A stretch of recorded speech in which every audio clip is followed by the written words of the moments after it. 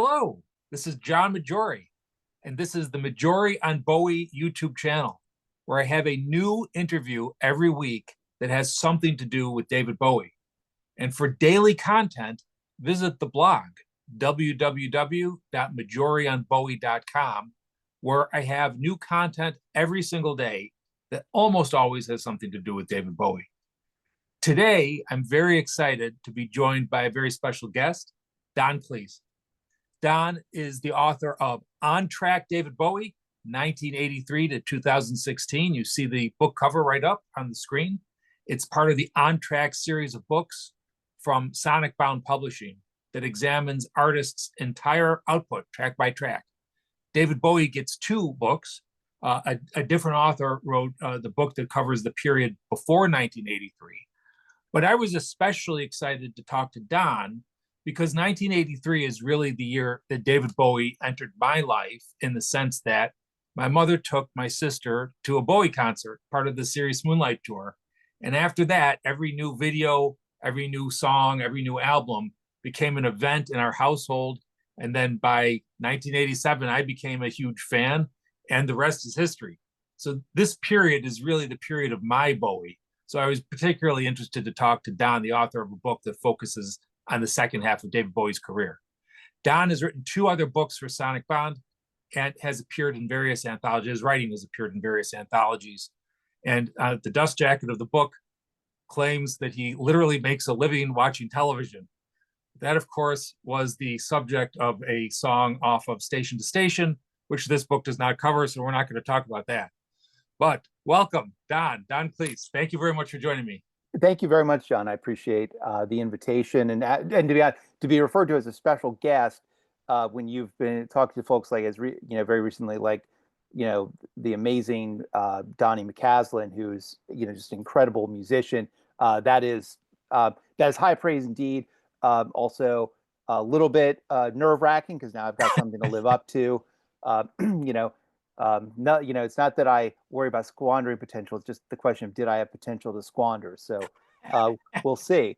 But thank you very much for having me. Well, Donnie is one of the 14 people, along with my mother, who watches the show. So be careful what you say about Donnie. No, he's going.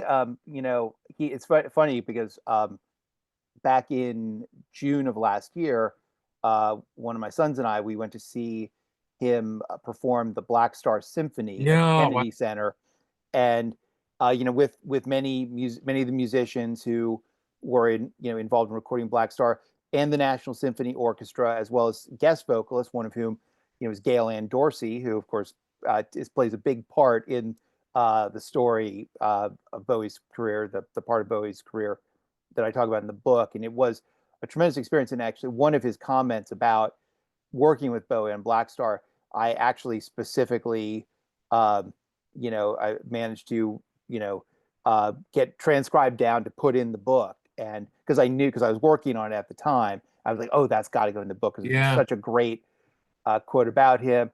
And, again, I don't want to get sidetracked too much too soon.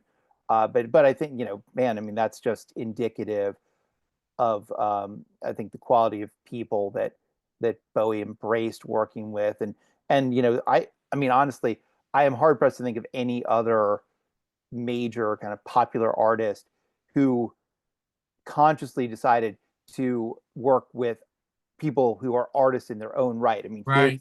His collaborators on any given record, so many of them were some of them, I guess, passed on, artists in their own right. Dude gets Rick Wakeman to play piano with him. Now, on Absolute Beginners, it's amazing stuff. So yeah, it's a. I feel already sidetracked because I feel like I have to say one of the things that I think Bowie gave us, or gave me, is exposure to these great musicians that I might not have otherwise. Somebody else, not to drop a name, but somebody else I recently interviewed was Henry Hay. Mm-hmm. And mm-hmm. I sent him an email and I said, between you and Donnie McCaslin, you guys have me listening to jazz now. So it's funny you say that because my introduction to Pat Metheny was the song "This Is Not America," and then and then I don't think it was necessarily that introduced me to the saxophonist Ornette Coleman, but when I found out that Pat Metheny and Ornette Coleman did an album together, I thought, oh, I gotta check that out, and that was before I even knew Bowie was particularly a jazz aficionado. So Yeah. yeah, so you're quite right. It definitely, I think, has I think I've had a very similar experience of branching out into kind of other styles of music, other artists, in large part because of that, because of Bowie's own eclecticism. I think it, it didn't rub off on maybe every fan, but I think certainly a fair few of us Yeah. had that feeling.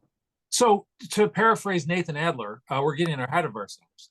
Um, I very briefly characterize what the book is about, but why don't you say what is the book? How did you come to write it? And do you have a particular affection for the second half of Bowie's career? Taking the last of those first, I would say most definitely, and kind of, and here again, you're in your introduction, you hit on something. I'm jealous that you got to see the Serious Moonlight tour. I did not get Oh, no, to, no, I didn't. but I'm sorry to interrupt you. So when I was 14, I had no interest, but my mother took my sister, and I oh, was I hearing about it. misunderstood. Oh, I misunderstood. Okay, but but in any case, for me, it was the fact that period, and really from 1983 until a very sad day in January of Yeah, 2016, and really beyond, uh, that I experienced all that, all the new songs, all the new albums, not as many of the tours as I'd like to have seen, but a few that were pretty tremendous. That was all for me in real time, and so yeah, and look, not all of it was great. Some of it was dodgy. Some of it was, frankly, just amazing, and really, will kind of always be with me, in some fashion. But yeah, I have a very definite affection for this period. As you mentioned, this is the third book I've done for this publisher. The first two were about um, Bob Dylan and Fleetwood Mac, and in both cases, I didn't. I actually specifically focused on a later period, on kind of a uh, less beloved period of their work. And both artists really focused on the 1980s, and some of that is because that's sort of, again, that's a period I sort of experienced in real time, like when I became fans. And not that I don't love so much of the work that's come before and the work after, but to me it was very interesting to look at these periods, and kind of, a little bit of it is about kind of getting to the heart of my own fandom of yeah, these artists, and you know and also it's a chance to also, I it's very easy, especially when you get, once you get to a certain point in life, you're maybe not as flexible and open minded about stuff as you once were. And I think doing these books for me was a great process of I don't know, kicking the tires on my assumptions, on all my on how I feel about some of these artists, and particularly Dylan, because that period includes also a lot of his very overtly religious albums, and um, and again, a lot of not very well regarded albums, and in a way, Bowie kind of mirrors that too, in that obviously he had the huge hit with Let's Dance, and then I think he maybe stumbled a little bit. I great now his version of stumbling, he may have disparaged his own work, but frankly, I found a lot to like in that period. I mean, he called the you're album. talking about the middle '80s in particular. Yeah, Yeah, like he followed Tonight up. He followed Let's Dance up with Tonight. Well, he's on record calling that album a desperate mistake. Well, anybody who's desperate mistake includes a song as great as Loving the Alien. I mean, come yeah, on, that's, like that's being a little bit. I'm not gonna say it's like false modesty or anything, but I think it was definitely being a bit hard on himself. But yeah, to me, it was doing this book. It was a chance to really kind of embrace, to kind of embrace this period of his work that is and kind of stick up for it. Look, there's lots of books about some of these artists about their sort of acknowledged classics. And I'm not knocking any of those books. I'm glad that those are out there. But I think sometimes it's good to take a look at the things that the albums that are uneven and say, hey, this may not be a great album, but there's definitely great work on here. Yeah. You name any Bowie album from this period, I will tell you a fantastic song, a song that is absolutely worthy of Bowie's stature and reputation on any Yeah. album of his. So there's something that you mentioned very early on in the book about how some of the I'm going to interpret this, and you tell me if I Mm-hmm. have it wrong. Some of the later albums suffer by the sort of the specter of his earlier albums Yeah, because of an expectation of what fans thought that Bowie should be producing. Do I have that about right? I think that's yeah. I think that's a fair characterization. I think the most and I think it's funny, one of the symptoms of this, when you see, go and read the reviews of any album Bowie put out in the 90s, like, or certainly from the mid 90s I know what you're going to say. onward. And everyone, it's the best since Scary Monsters, and My question number three: do you want to explain the best since Scary Monsters phenomena? I don't know if I can explain it. I mean, I think I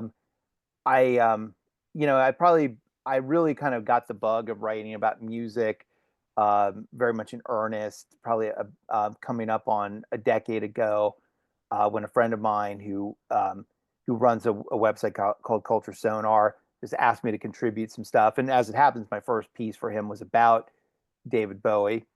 And it's funny, I find when I'm writing, I got to stop myself from overusing certain turns of phrases or certain kind of rhetorical devices in my writing. And I feel sometimes critics are like that too. People who do that for a living, um, as opposed to a blissfully wonderful sideline like I get to have. It's they do sometimes default to certain stock responses, and I feel like, yeah, and sometimes those responses end up being sort of accurate but not meaningful. Like saying, that, calling Earthling, which is an album I really like, that Bowie's best in Scary Monsters. Well, okay, maybe, but again, what is it really, what is that really telling us? Because and sometimes it's kind of a bizarre comparison anyway, because you know he really hasn't done an album that was like Scary Monsters before or since. You could Yeah. say Lodger's got some similarities to it. Maybe on the other side, I think there's aspects of Tin Machine that certainly in the guitar sound, in the aggression of it, you could say are similar to Scary Monsters. But there's nothing quite like that, and really any of his albums. There's nothing quite um, like any of his albums. Like Yeah. they're all so different, good, bad, otherwise, good, bad, uneven. It's there's You're never getting the same album twice from him. Right. Even Ziggy and Aladdin Sane, they're very similar stylistically, but they're still very different creatures, musically Yeah. speaking. I always took the best since Scary Monsters to kind of be a dig at the immediate previous album, which was also called the best since Scary Monsters, because Yeah, otherwise Earthling would have been the best since Outside. You know. mhm. Yeah, yeah, and that's true. And we see this phenomenon too with a lot of I tend to default to, again, my own sort of lazy habits. We tend to default to certain things. I always say legacy artists. You with the Rolling Stones. When they were released, when it seemed like the pattern was, you know, album every few years followed by a tour, then another album a couple years later followed by a tour, and everything was their best since Tattoo You. Yeah. like in the 90s, Steel Wheels in 89 through, I don't know, Bridges to Babylon in 1997. They're best since Tattoo You. It's like, okay, well, sure, okay. The maybe, again, it's not, it's just one, again, I think it's just one of those things that was so funny because finally he did, sort of, he did in a way kind of get around to a true best since Scary Monsters. If they meant a truly impactful, probably statement of doom and dread, um, probably Heathen was, probably does deserve that title. Yeah. Skipping ahead to 2002. Um, but but I think it also points to a lot of critics not wanting to engage in his albums on their own merits. Yeah. And that's tough because again, with some artists, you generally know what there's a style, you kind of know what to expect, you can make your assessments in kind of on that based on that barometer, but Bowie doesn't let you off easy that Yeah. way. He never did. So, even in the short time that we've been talking, I feel like I get more of a sense of your personal assessment of his work during this time than when I was actually reading the book, which is more balanced. Like when you have a sort of a summary of critical responses, and Hmm. often, like, I can't tell what you think, right? But sometimes it Hmm. sort of slips through. Like you don't just say, uh, uh, Bowie's cover of God Only Knows off Tonight is not well received by many critics. I get the sense that you don't think it's his best piece of Yeah, either. I try to look. I think I've tried to be. I definitely I endeavored to be honest in my opinions. I, I don't think I went in with a view, and it's in the introduction of the book. I didn't set out to say to try. I'm not trying to convince someone that Tonight was an Yes, undersung yes, masterpiece. It's a it's a patchwork album that probably that again is it's judged by a weird standard, and definitely that version of God Only Knows is sort of like I feel like it's it reminds me of how, you can get a lot of things wrong when you're doing the test for your driver's license, but yeah, if you don't stop at a stop sign, you fail. And I feel like God Only Knows it was that album's blown through stop sign of a recording. yeah, And I think that's how some people feel it. But yeah, I think look, there's cases, definitely cases where I felt an album, you know, ran out of energy. I think Earthling was a case where you get to the end and I kind of feel like, and it's funny because the songs were probably recorded in very different order, I think than they were put in, but that's an album that I think just starts remarkably strong, carries on that pace remarkably well, and then just kind of starts hitting a bit of a wall, and doesn't and doesn't really, and by the end of it it kind of fade, it just kind of the energy is kind of faded a bit. I'm Afraid of Americans notwithstanding, and so yeah, it's definitely a mixed bag. I think I'll admit that I'm probably very critical. Someone would probably say more critical than I should be of some of the spoken interludes on Outside. yeah, Uh, but yeah, in general, I try to be honest. I think when I'm negative, I for the most I think for the most part I avoided reflexive snarkiness. I wasn't, the job was, I mean, my job here was to show how clever David Bowie was, not to show off that I'm clever or anything like that. And I think that's, I I believe I succeeded. Certainly, yeah, pretty well. And look, if I loved a song or if a song was particularly, I think, close to me, I don't know. Maybe the sign was maybe my prose was a little more, little grander. I think, I definitely gave some. I definitely had some high praise for Everyone Says Hi off of Heathen, yeah, which yeah, is definitely a song that's very, very very close to my heart. I have to yeah.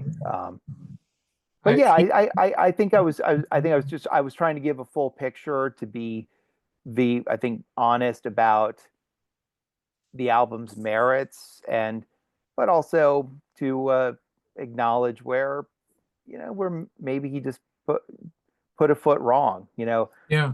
The Next Day is another example. I think there's so much great stuff on that, and then there's some songs where I've just I he heard something in it that I didn't. Is all I can say, and that's cool. That's as it should be. So let me ask you this, and let me ask you two questions in one. So just with sticking with your personal opinion, and you're sort of hinting at this, but I want to put you on the spot. Between Let's Dance and Black Star, um, A, do you think any of those albums do rank amongst David Bowie's best? And the the second part of the question is, do you make a distinction between what you would call his best and what you would call your favorite? The Well, yeah, certainly on that latter part, because I on that latter question, because I definitely have great affection for particular affection for some of his kind of, I guess, I almost want to say messier albums. Black Tie White Noise is an album that I find to me I just find yeah, I love it. I really just Yeah, love it. But I can also, but again, it's one I can look at and say, yeah, that that the Cream cover is not great, and some of these, you know, some of these instrumental pieces or maybe don't, I think don't have enough kind of direction to them at times. Not that I still enjoy them, uh, but again, I can see where I can see aspects that aren't, as um, that keep it from being a great album. But again, I still love it. Never Let Me Down is an album. I'm not going to claim it's a great album, I but I'm not going to pretend that that I don't really love some of the songs on there, like Time Will Crawl, yeah, and but to your question about that period, between the sort of the rise to major stardom and the and that that end point, that very shocking, amazing end point. I think there are a few in there. I think that, for instance, the that Heathen is really, I think, is just a really amazing piece of work in there. yeah, And I think as something as a record that I think that just kind of that does feel like it's just it's just such a great cohesive piece of work. One little bit of weird sequencing notwithstanding, I think the placement of the Pixies cover in it still, to me, feels a little strange. Uh, but as far as, I think, just providing this just kind of picture of Bowie and what he's and just kind of what he was about, the music that was exciting him, whether it was other people's or his own, I think is really, I think, is a pretty impressive and really, great piece of work. You know, I think that that was one.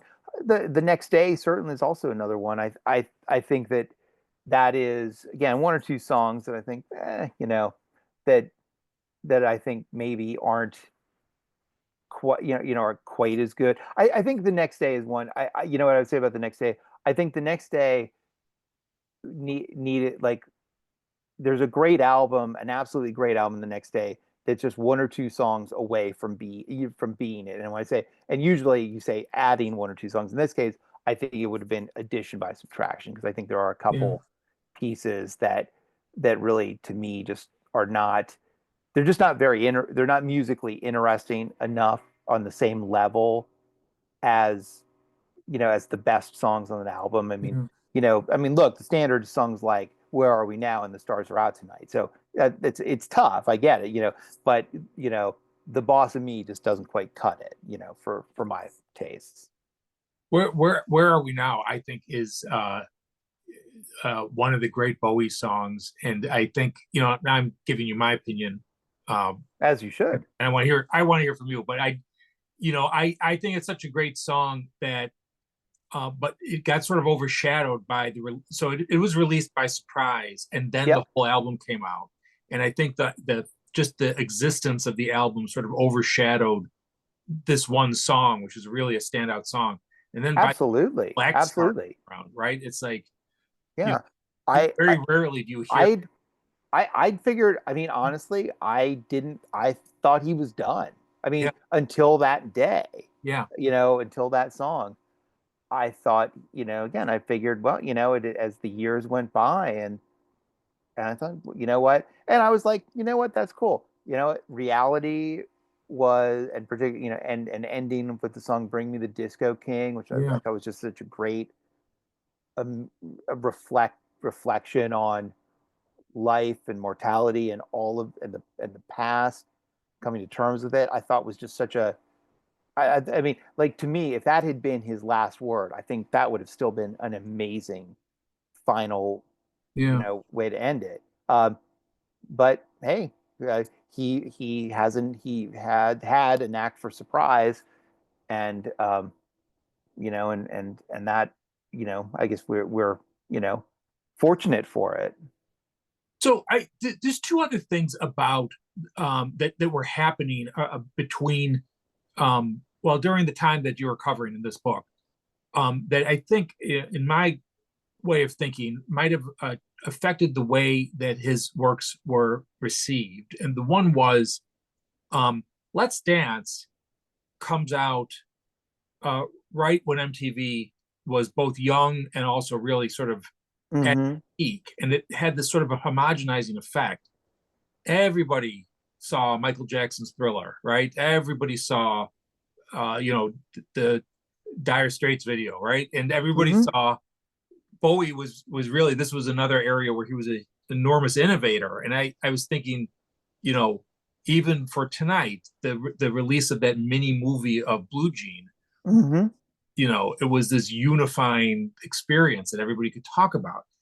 Whereas, you know, the following decade, the way music was distributed became more fractured. And today, everything is every there are very few common experiences.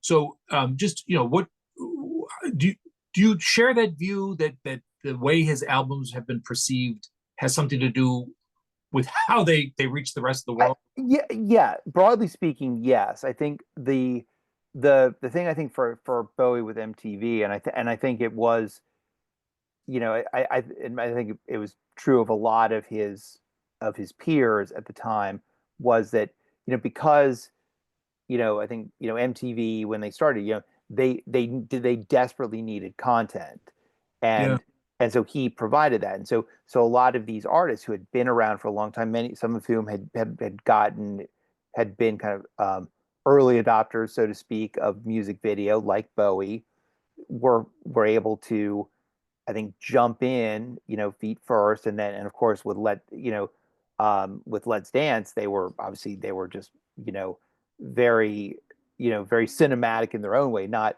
in the same sense that the Jasmine for Blue Jean kind of long form video was, but I mean, it really, like, they could not have been sort of more MTV friendly, just for what was going on at the time, and I think MTV, they it was just a great platform for these established artists to really, to connect with this wider audience, that, again, maybe the station in, in, some town in, kind of in the, Midwest, wasn't playing some of these songs, but hey, it's on MTV, and there it yeah, is.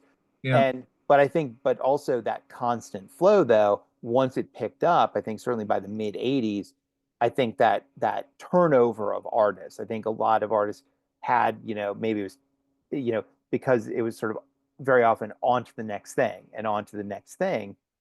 And maybe that's where, I think maybe that's where some of the maybe kind of,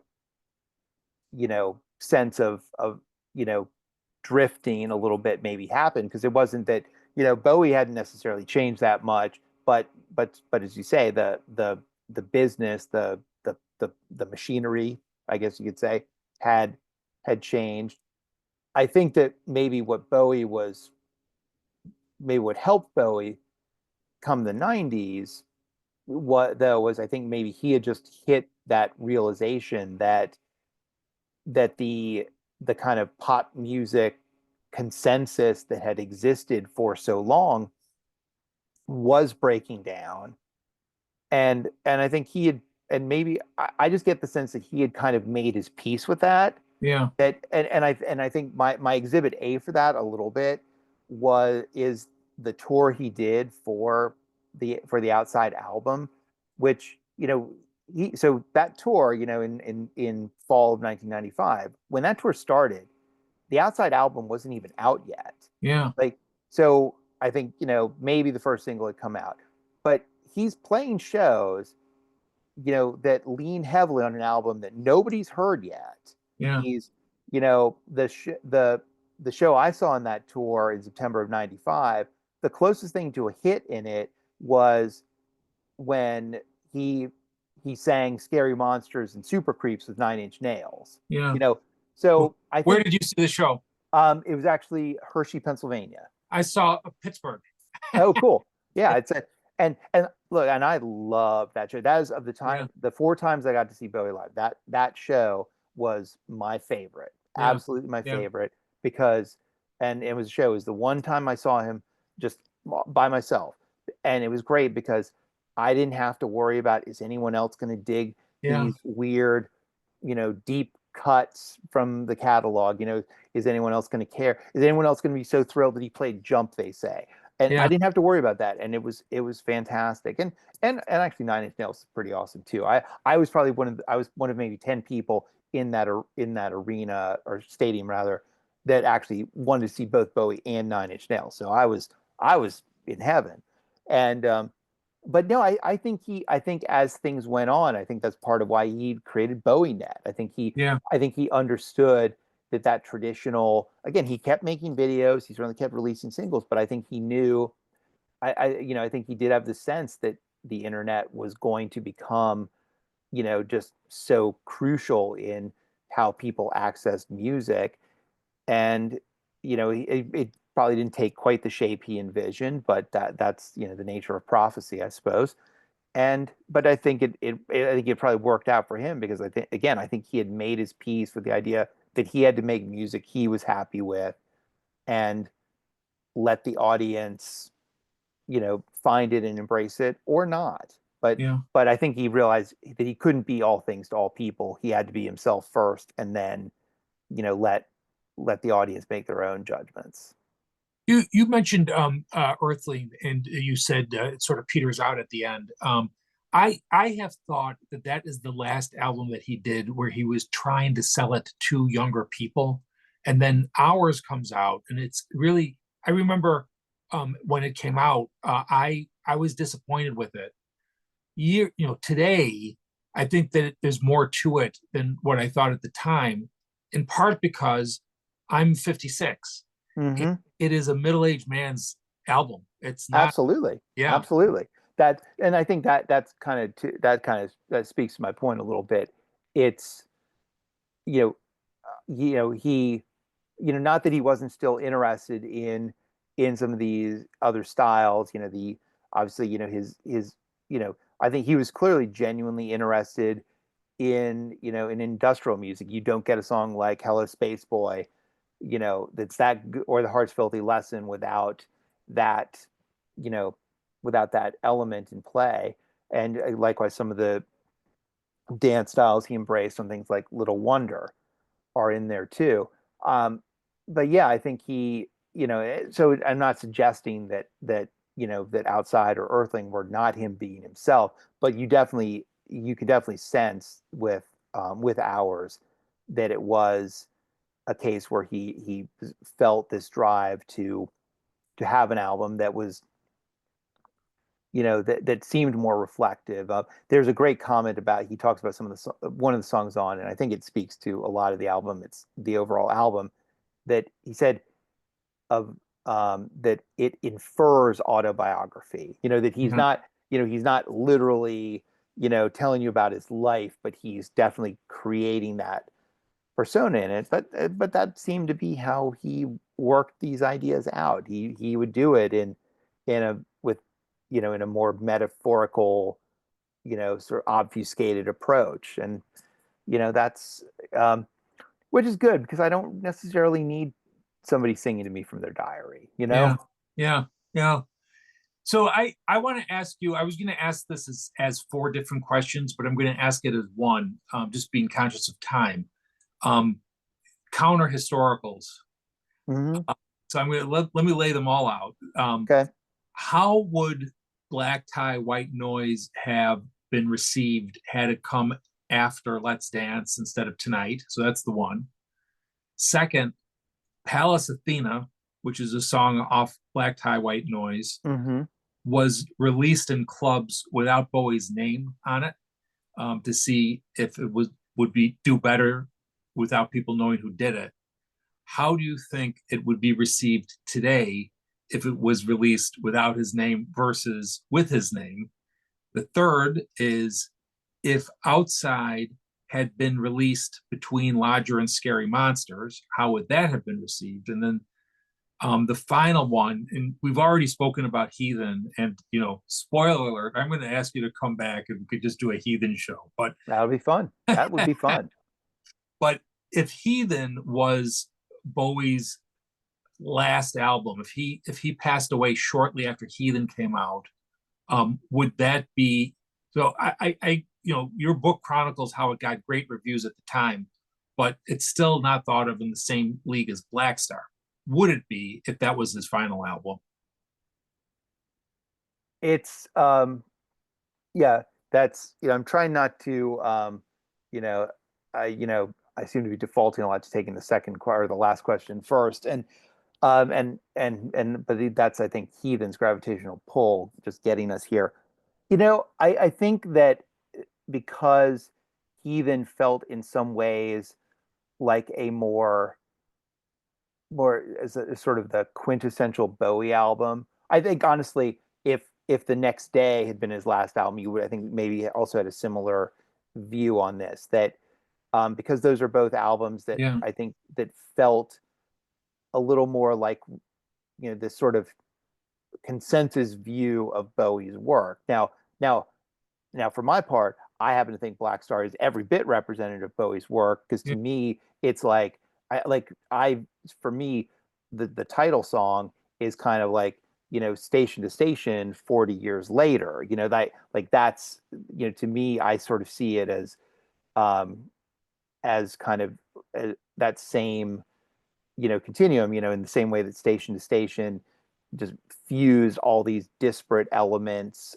musically from kind of as far as like a song like TV C15 with the boogie woogie piano, but then in another song you've got this like you know krautrock style synthesizer and all that. And I think you see some of that in the same approach with Black Star, where you've got that the use of a jazz combo, but not necessarily plain jazz.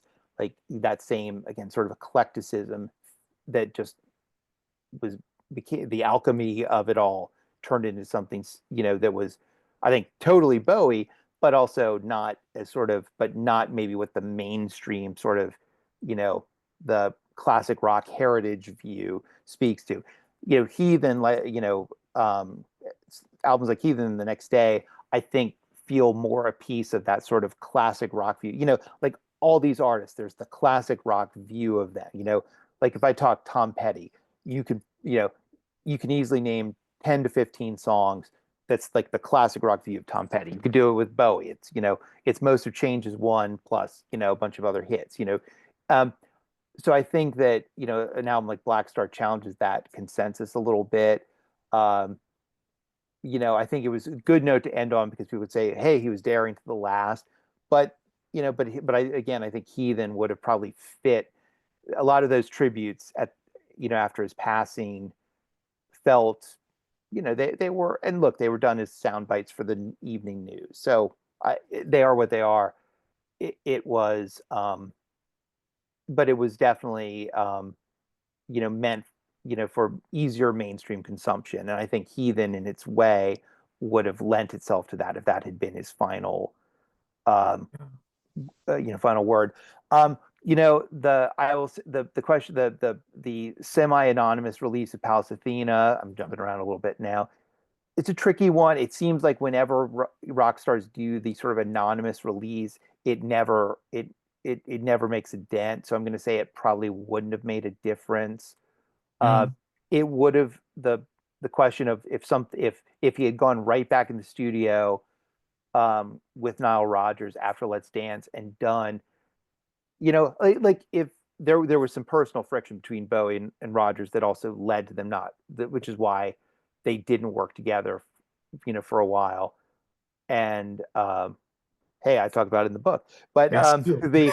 the but I think that had they done another album, I don't know if it would have quite sounded like Black Tie White Noise, but I think it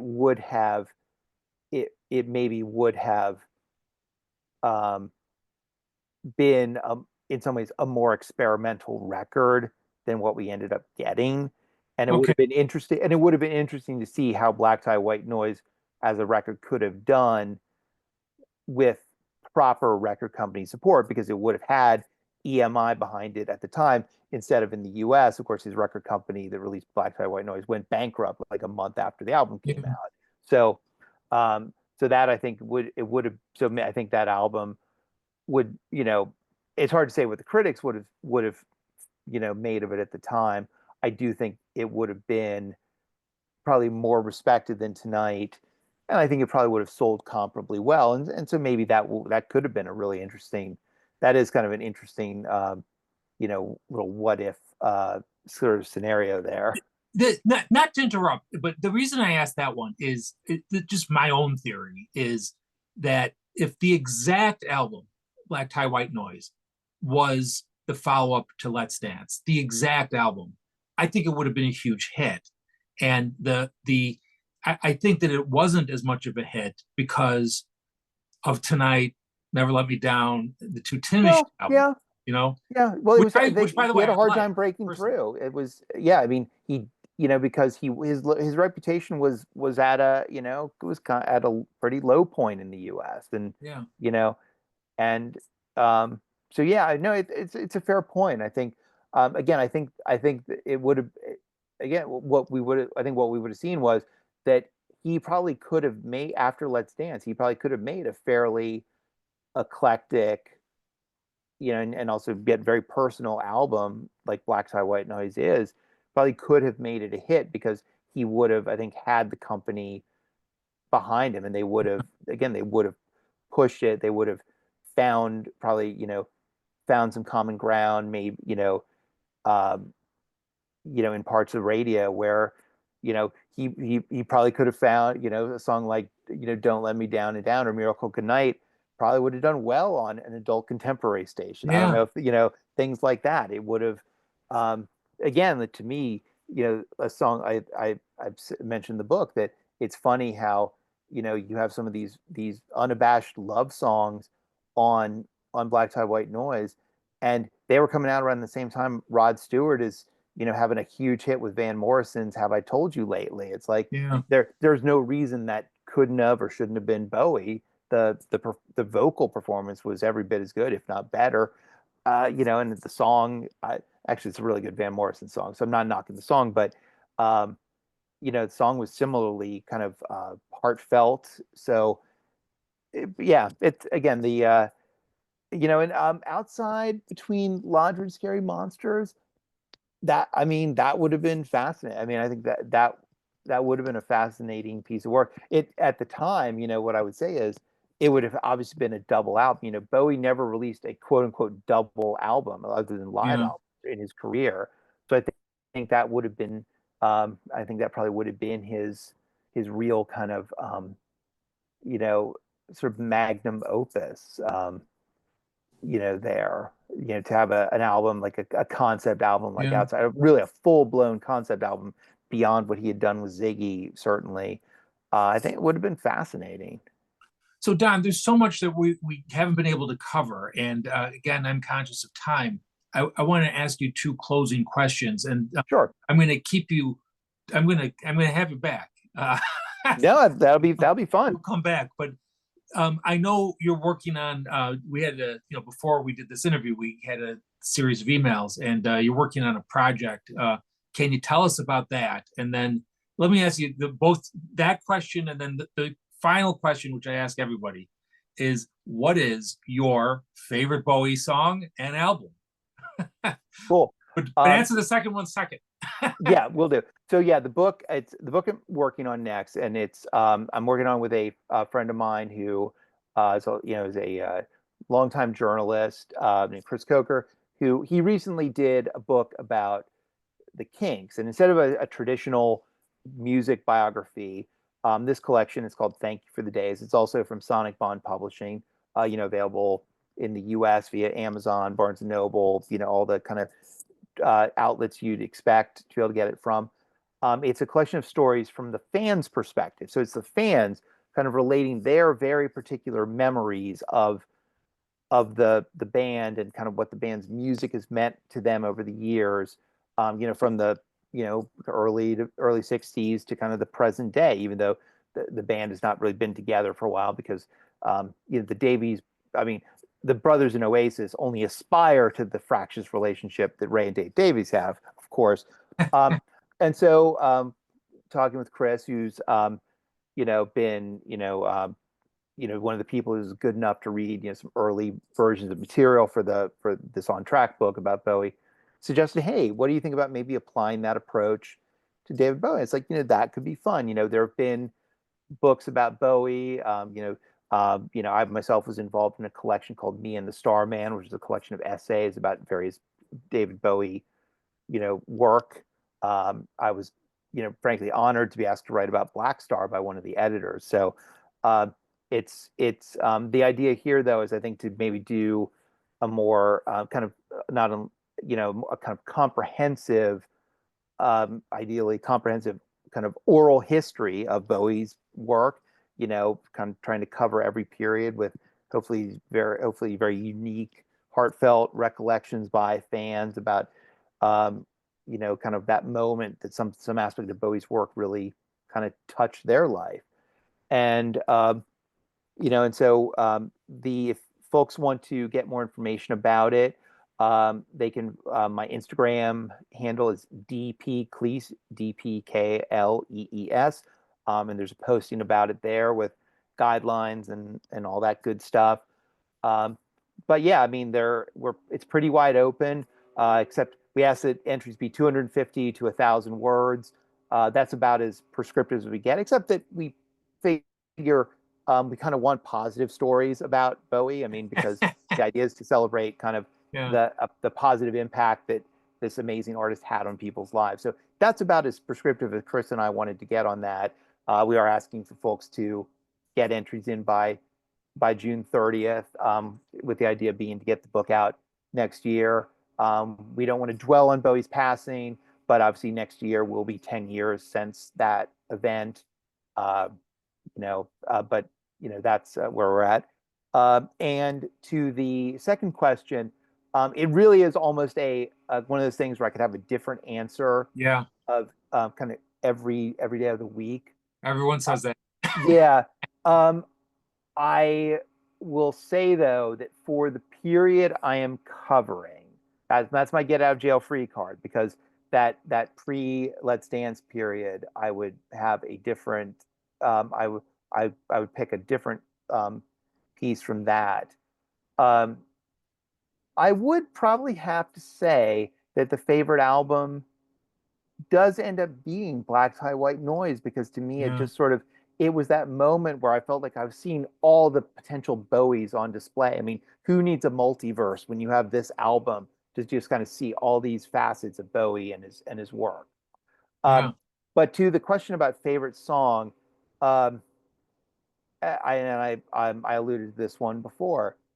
Everyone says hi, off of Heathen, and I mean it's a song that you know um, it it reminds me of a a difficult time, and I think it was that feeling of you know, I don't know, that somebody out there had sort of that similar moment, and that similar feeling. And I think even though the particular event was several years before um, the Bowie song, again, that after the fact, just it was a great comfort. The and to me, I've always felt, I guess at least since Bowie's passing, that to me that song was him. It was about him, going toe to toe with mortality, Yeah. and getting at least a temporary victory. Yeah.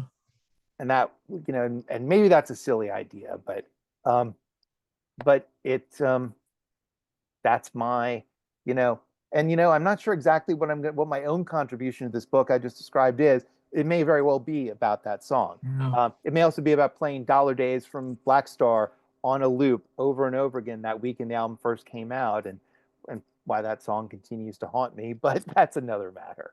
Um, but but yeah, that's I would have to go with Everyone Says Hi, just because it's one that, Bowie's not someone we think of as this really kind of out there emotional songwriter, but but man, this song, it hits me.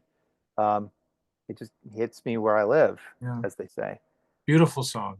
Don Yes, Cleese, thank you so much. Thank you for the book. Thank you for coming on my show. And thank you for agreeing to come back, because I'm going to hope. absolutely. Well, again, yeah, like I say, there's, like I say, with Heathen or whatever album. Happy to talk about one of the older albums. I mean, again, I'm a big fan of Station to Station, in particular. I mean, I can, look, I don't claim to be an expert. I know this sounds crazy for someone who just wrote a book about this. Um, I think I put the work in. I think people will get a good read out of this book. I think people will.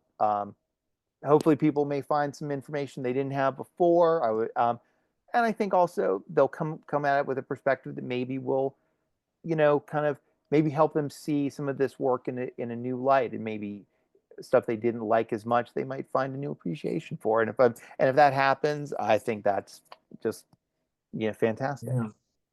Thank you so much. Thank you. Take care, Okay. John. We'll talk soon. Thank you.